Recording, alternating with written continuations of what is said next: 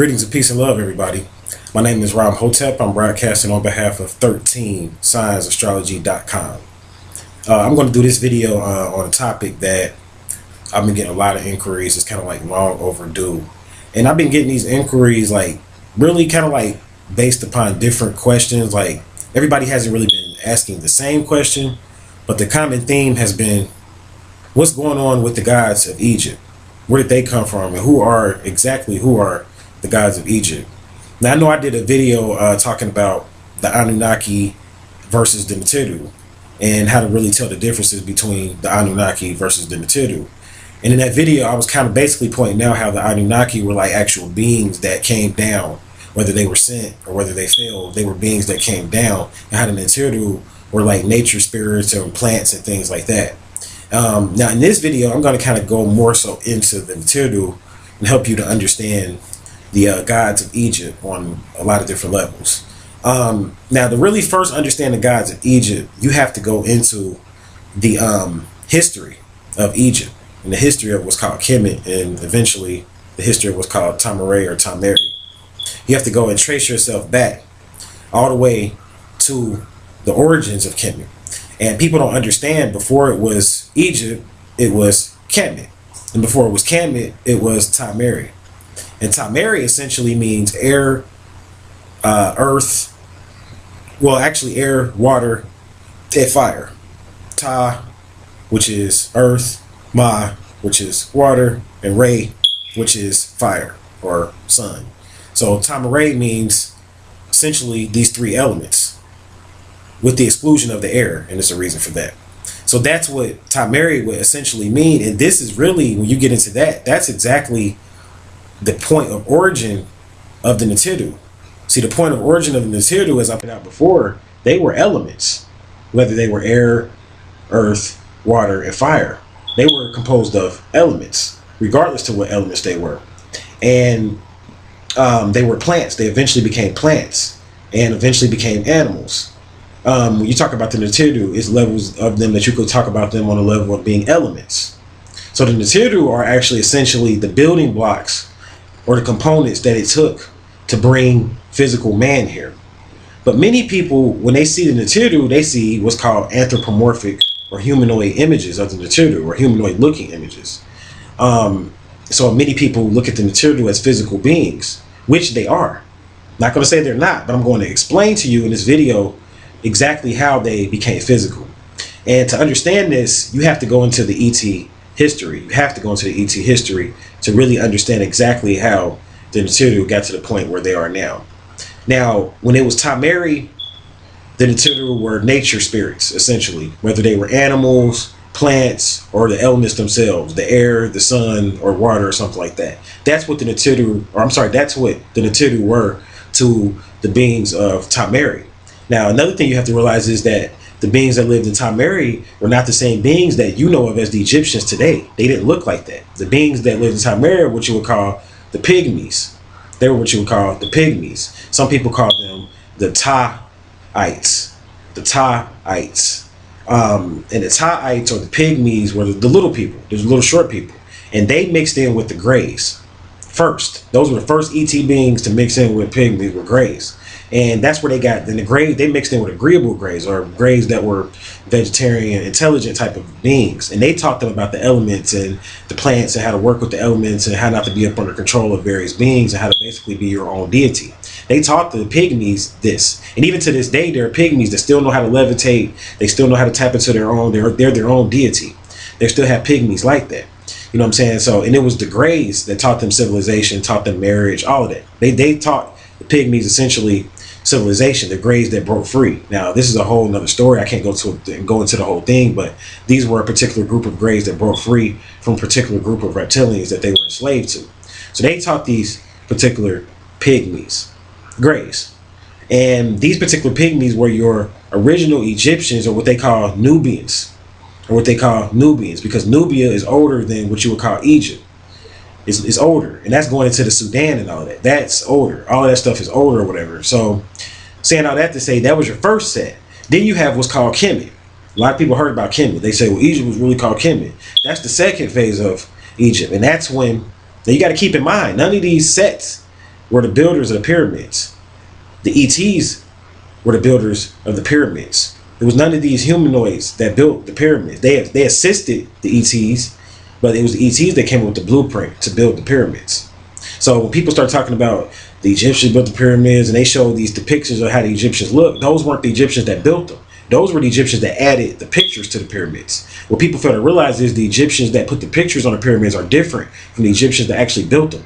Two different groups, two totally different groups. They just renovated it, essentially. That's just like you moving into a house that's already built and you just renovated it. That's all they did. It's like you moving to, say for instance, you moved to Connecticut. And you moved to Connecticut in some nice condo and somebody else built it. And you just move in there and paint the walls and, you know, put your little pictures up and all that. That's all they did.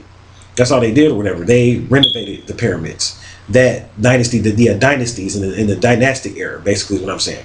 The pyramids were built pre-dynastic by the Timurid or the beings from Timeri, those particular pygmies that mixed in with grays that eventually were pushed out of Egypt by other beings. Now the second group was the Kemites or the beings from Kemet or the Egyptians from Kemet. And these particular beings were a mixture of the Watusis who mixed in with reptilians, the Watusis, and a mixture of the Hindus, the Hindu type of being or whatever. So that's what your second phase of Egyptians. These were the Egyptians that renovated Egypt.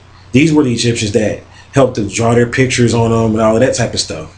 This is where Khufu came out of. Khufu came out of that particular group of Egyptians. A lot of people say Khufu built the pyramids. Khufu didn't build the pyramids. He just basically was a part of the renovation project and led the renovation project. That's all he really did. And that's what those particular Egyptians came out of that. Those were the Kemites. They were still very much melanated type of beings and mixed with type of reptilians, but they were not the original builders of the pyramids. And then you have the Egyptians that you know of today. And these are essentially basically your Arabs. Your Arabs. They are your Egyptians to this day. So now when people think about Egyptians, they think about, you know, people that look a certain kind of way, and they don't realize that there were Egyptians that look just like me. They don't like a lot of people don't realize that. They pictured Egyptians looking more like a Hindu or Arab or something like that. And I had to point this out. So I pointed out the different dynasties and gave you a good history of the Egyptians. Now let's talk about the Natiru. Let's help you to understand how did these humanoid images get put on the Natiru. The Natiru were essentially the physical humanoid. The Natiru were essentially reptilians that came here. When I talk about, like I just did a video talking about the Luciferians and a video I did called Creative Fate. And in that video, I talked about the Luciferians. And I talk about how the Luciferians were basically essentially cast out of the heavens into the earth. This is what your story of Lucifer is talking about. It's talking about when the Luciferians were cast out of the heavens into the earth. These were basically a particular group of reptilian / mammalian beings that came to this planet. I always say this in my videos. This is where you get the cat heads from, and you have Osiris being looked at as being green and all of that. That's where all of that comes from, because these beings descended from this plane and came down from this plane because they were cast out of the heavenly order, and they came down from this plane and they became the Natiru. They became the Natiru as far as the humanoid, the physical beings of the Natiru. They sat in the seat, and this is when the Natiru started to become physical, because they sat in the seat of the Natiru. So say for instance you would have Osiris. Osiris was actually the deity of vegetation at one point. See, people don't realize that he was a plant deity. It had nothing to do with him. He wasn't anthropomorphic is what they call it. He was not anthropomorphized until later on. Then he became a green being. So the physical humanoid version of Osiris, or the physical version of Osiris, was really a reptilian, or really some type of Luciferian that came from the fourth dimension. All of your physical beings from Egypt are fourth dimensional beings. Most of them being Luciferians. And I know you're like, whoa, you're saying the Egyptians was Luciferians? You freaking crazy, man. Like, I mean, the Egyptians, those are my ancestors, man. Like, how you gonna say that they was Luciferians, Ramhotep? You don't know what you're talking about. That shows, if you thinking like that, that shows you still have Christianity in your mind. Because when I'm talking about Luciferians, you getting it twisted, buddy. I'm not talking about Christianity. I'm not even talking about the Luciferians being bad. I'm not even talking about it on that level. I'm saying Luciferians based on how their thoughts and why they came here. And I broke down exactly why the Luciferians came here in the last video I just did, so I suggest you watch it. But that's what made them Luciferians. Not had nothing to do with them being evil or anything like that, the way religious people think about things. So they came to this planet from the Orion star constellation, and they were kicked out of the Orion star constellation by the Sirians, or the Anunnaki, that came from the Sirian star constellation. They came because they had to move to the Orion star constellation because their home on Sirius was going through some turmoil, some drama. So they went to the Orion star constellation, and there was already reptilians there, and they kicked them out. They kicked those particular reptilians out, and they kicked them out into the earth. That's why they say Satan was cast into the earth. It says that in the Bible. Satan was cast into the earth. Those were the beings that came from Orion, and they went and became the Natiru. And this is why Orion is basically lined up with ancient Egypt, amongst other star constellations. But Orion is one of the star constellations that the Egyptians would align with. And I point that out because this was considered heaven to the Egyptians, Oranos. This is why in the New Testament, when you talk about heaven, the Greek word for it is Oranos, or Orion, because to them, God came from the Orion star constellation. But they didn't tell you that these particular gods that came from the Orion star constellation are your Luciferians. These are your reptilians. And this has to be pointed out because you have to understand that they inserted themselves into the position, into the seat of the Natiru. These were ET beings that did this. Intelligent physical beings that inserted themselves into the seat. They were not the original Natiru. And these particular beings taught the Egyptians a lot of information. They taught humans, especially the Watusis, who later became the Dogons. These same reptilians taught the Dogons. So I'm not making this stuff up. People fail to realize you can go study a book by Robert Temple called The Serious Mystery, and they talk about everything I'm talking about right now. They don't go as in depth because I've researched other things, but I'm saying the whole concept of the Dogon, being able to chart certain stars, and all of that history came through from the Dogon. See, people say, well, the alien history came from Dr. York, or the alien history came from the Pleiadian group, or the Andromedan Council, or the Eurasia book. And people fail to realize that the alien history, really, probably the Dogons and the Sumerians, and like a lot of your tribal, a lot of your indigenous tribes are really the ones that are responsible for giving us most of the knowledge and information that we have about ETs. It's from them. It's not from these other people. These other people went and studied with the tribal shamans that were initiated right up under these ETs. It's the shamans that bring back and forth information from the ETs to the people. It's the shamans. And a lot of your Western writers and authors and scholars and occultists studied with the shamans to get this information. That's where they got the information from. So that's why when people see me get fired up in my videos and I'm like, don't be telling me nothing about quoting sources and all of that. I don't get into quote sources, because when you quote sources, they get their information from somebody else. The source is not the source. This source got its information from someone else. And that has to be pointed out here. So that's why I'm so serious about, like, it really no need for me to cite sources, because at the end of the day, the indigenous people are the sources to all of this information that I've given you on this YouTube channel so far. And it's no different with this. So the original Natiru were fourth dimensional ETs. This is your original Natiru. They are from the Orion star constellation. They were cast into the heavens, into the earth from the heavens by the Galactic Federation, because they couldn't live in these particular star constellations anymore because they were causing mischief. See, when the Luciferians, people fail to realize the Luciferian agenda is a very destructive one.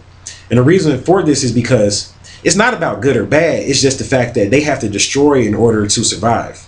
And when I say they, we are very much a part of the Luciferians, because we're locked into physical reality too. So we're part of the Luciferian order, whether we like it or not. And we have to destroy in order to survive here. Now, people that are spiritual and conscious are inventing ways to get energy without destroying, or are getting past the karma of destroying. But when you destroy to exist, this creates karma. Over and over, it's constant karma. Like every time you destroy something, like to eat, this creates karma. And things, in order to get things here, you have to destroy. Even to build something, you have to destroy. Anything you want to do here to further into progress is based on destruction. You see, and that's why this whole model eventually is going to melt down. It's not going to work. And the Luciferian program has been used throughout the universe. This is not the first planet that the Luciferians are trying to use this program. So that's what makes the Luciferians so wicked, is the fact that it's not about like a religious thing, like, oh, they're wicked because they're devils and they're doing wrong and they're fornicators and adulterers and they're doing drugs and they're killing people and murdering people. It's not about none of that, really. It's ultimately about their very existence. In order for them to exist, they have to be evil. They have to destroy in order for them to exist. And this is not the norm You cannot get into the fourth dimensional, different fourth dimensional orders and different fourth dimensional realities when you're on that type of level of destroying in order to exist. And this is what makes them so quote unquote evil. It's the fact that how the physical reality is designed, and we're very much a part of it because we have to do the same things. Like I said, I mean, you can't even eat. You know what I'm saying? Like, you can't even eat unless you destroy. You got to destroy just to eat some food. You got to destroy something. You got to either kill an animal, even if you're a vegetarian, you ain't off the hook. You got to take those plants out of the ground and destroy them. And I know that's a part of our existence, and nature can bring balance. I understand all of that, but I'm saying a supreme being, we are not supreme beings yet. A supreme being does not have to destroy to exist, because a supreme being is in tune with existence. And being in tune with existence means that you're able to exist and stay balanced without really essentially doing anything, without destroying anything. So that's my brief little spiel on the Natiru. The physical Natiru were Luciferians. Read the stories. Read them. The stories of Isis and Osiris. They experienced emotions, lower emotions, just like humans do. The things that they went through are the same things that humans go through. The gods of Egypt were a group of ETs that experienced human emotions. They were a little bit more advanced. They knew more than us because they've been existing longer than us. But at the end of the day, they were still very much humanoid, very much physical. They're not 0 point origin as far as they're not the highest entities. And that's what I'm pointing out here. They're not the highest entities. These Luciferians stepped in and imposed and sat in the seat of the Natiru. They are not even the original. They're not even the original Natiru. Now, it's not to say that you shouldn't work with them, because you just have to know how to work with them. You have to know that you're working with them is just like working with a human or something. When you work with a human, you know that there's something called human error. Humans can lie, they can steal, they can do all of these things. You have to know when you work with a Luciferian or a reptilian or something like that, they can do the same thing. So when you work with the humanoid aspect of Osiris, this is what I'm pointing out here, or the humanoid aspect of Tahuti. Like, Tahuti was a baboon on one level, but then on another level, he's a humanoid. And when you work with the humanoid aspect of him, you have to know that he's very much just like a human. They have room for error. They may tell you the wrong information sometimes. I mean, all of that. So people might say, well, why even work with them? Why even work with them? You work with them because they're still, at the end of the day, they still have what's called intellect and reason. And these are the things, reason, intellect, wisdom. These are the things that makes us human, that gets us to the level of ascension. Is intellect, reason, wisdom. They have these things. And they have more of it than us. Even though they're Luciferians and, you know, people look at them, try to make them look bad, but they're still more advanced than us. They have more of this than us, so you still want to work with them. It's just that you have to know that ultimately, their ultimate goal, because you have rogues, but I'm saying the ultimate goal of the Luciferians is to keep humans trapped in physical reality, period. Because if we go past that, it ends all of that reptilian control and all that. It ends all of that physical control. This whole existence is really only in existence because it's based on you lowering your energy. If people stop lowering their energy, we would eventually disappear from this existence. There are some beings that, like, say for instance, some people, they see auras, right? And you might see a person, and then you might kind of see their aura like in the background or like around them, like a halo, but the aura part is not as, you can't see it as clear as you can physically see them. Like, the physical part of them will stand out more. And people that see auras know what I'm talking about. The aura kind of, it sits off to the side, or it might sit off right here or something like that. But you see it, but not as much as like you see the physical person. You know what I'm saying? Well, there are beings that are the exact opposite. You know what I'm saying? Like, you can see their auras more so than you can see their physical being. Their physical being is fading. And these are beings that are leaving the physical reality. And I know you can't understand it. You're like, how could you interface with a being more so talking to their aura, and their physical part is not the main part? This is because these particular beings are fading out of physical reality and they're ascending into straight up light beings eventually. And they appear as though you'll see their aura more so will be the dominant feature, and the physical part of them, or the humanoid part, would be like in the background, the way the aura would be. There are beings like that, you see. So these beings are very much intelligent. You know what I'm saying? Like, you definitely want to work with them. It's just about being smart and knowing how to work with them. About being smart and knowing how to work with them. So beings in ancient Egypt, and this goes for even the other gods. It's the same thing. Shiva and all of those beings. A lot of those beings were part of the Luciferian order. And it's not about good and bad and evil and wickedness and all of that. It's not about that. I'm not saying they were bad. I'm not saying anything like that. I'm not making judgments. That's what you have to understand here. I'm just simply giving you information. Simply giving you information. So those particular beings, even from like the Hindu beings, Shiva and all of them, same thing. Same thing. The humanoid aspect is always the aspect, the last aspect. Before these beings were humanoid, they represented principles and other things and other components, and eventually they became human because these particular gods came to this planet, and they're gods. They're like, we're not about to submit to you. Either you're going to submit to us or we're going to submit to you. So humans had to submit to the ETs because the ETs had more knowledge. So humans had to submit to the ETs, and they became the gods. They controlled the information. They're the ones that taught astrology. Well, like, why do you think the Egyptians knew all this information? Like, where do you think they got the Egyptian mystery information from? The Egyptians' mystery system information came from beings from other star constellations. They taught them the sacred geometry, the alchemy, the magic, you know what I'm saying, the quantum physics, all the things that the Egyptians learned. The Wi-Fi energy, how to like create Wi-Fi energy. The Egyptians know how to do all this. Forms of television, all of this stuff, lights, helicopters, all of this stuff was taught to them by higher beings. Now I'm going to do a video on Atlantis because Atlantis does play into this. But this, I'm going to go ahead and stop at the Atlantis point. And when I pick back up on the subject, it'll go from the Atlantis point. But that's my particular spiel right now on that. I mean, the beings, the humanoid beings of Egypt are not the original Nibiru. They're not, they're fourth dimensional beings that sat in the place of the original Nibiru. So I hope that helped to help people to understand exactly who the Nibiru are, who the gods of Egypt are, and how they came here, exactly how they got here. I hope that really helped people to understand. Now I want to point out one other thing here, and I'm gonna shut this video down. In ancient Egypt, you have what's called the Ogdoad system, and you have what's called the Ennead system. The Ogdoad system is the beings that came from out the water, and the Ennead system is talking about the beings that descended from Re, or from the light. And these are two different systems. But the Ogdoad system is older than the Ennead system, which proves to you that the Luciferians, that when they first came here, they came here into the waters. And that proves to you that the Luciferians are older on this plane. And that's something that I want to point out here. Lucifer, the concept of Lucifer is older on this plane than the concept of benevolence and good. Good and benevolence came to this plane later.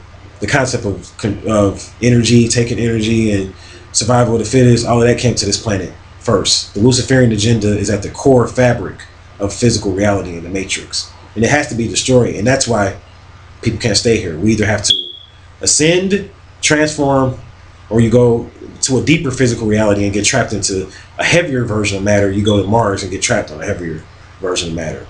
So I hope this video helped. For more enlightening information, I ask that you visit my website, and until we meet again, I'll leave you all in peace and love.